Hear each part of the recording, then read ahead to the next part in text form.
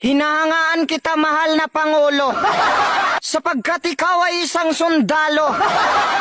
Ipakita mo na sa oras ng kagipitan hindi ka nagpapatalo. Hindi yung pinapakita mo na kumakamot ka sa ulo. Huwag kang huminga ng malalim at huwag kang magpahalata na ikaw ay na-stress.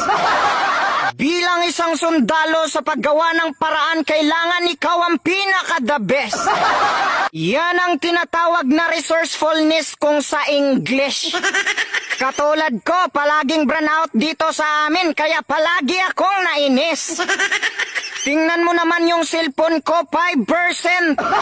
Pero kahit malapit na mag-shutdown, gumawa pa rin ako ng paraan para makapag-present.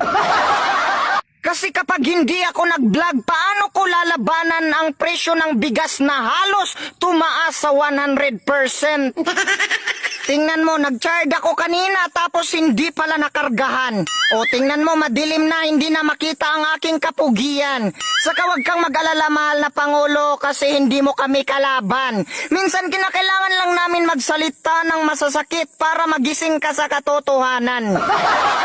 Masasakit na salita isasabihin kung ang kapalit nito ay katarungan. Sapagkat mahirap mamuhay ng mapayapa pero walang kalayaan. Sa panahon pa ni Apolinario Mabini, ang Kongreso talaga ang may kataksilan. Bakit ganyan ang Kongreso? Parang wala sa katinuan. Sa panahon pa ni General Luna, sila na ang palaging kontra sa kabutihan. Paano mababago ang ating bayan kung ang mga sarili natin ang kalaban? Tingnan nyo nga naman, sinabi lang ni Gomez na ang naidudulot sa war on drugs ay kapayapaan. Nagagalit ang mga buhaya kaya siya ay kinakasuhan. Si Duterte na nga lang ang may malasakit sa bayan, tapos siya pa ngayon ang pagtutulungan. Kung ganyan pala ang Kongreso natin, sino pa ang magnanais na ipagtanggol ang inang bayan?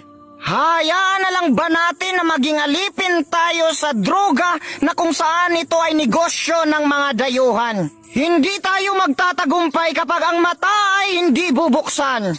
Meron ngang nakadilat ang mata subalit nagbulag-bulagan.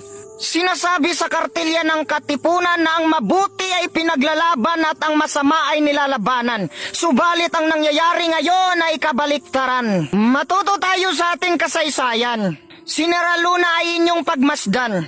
Nagiging matagumpay siya dahil sa kanyang pagiging agresibo at katapangan. Pero simula nung namatay si General Luna at si Andres Bonifacio, konti na lang ang sundalo ng Katipunan. Sino pa ang magnanais na sumapi kung hindi pala totoong tao ang kanyang pinagsisilbihan?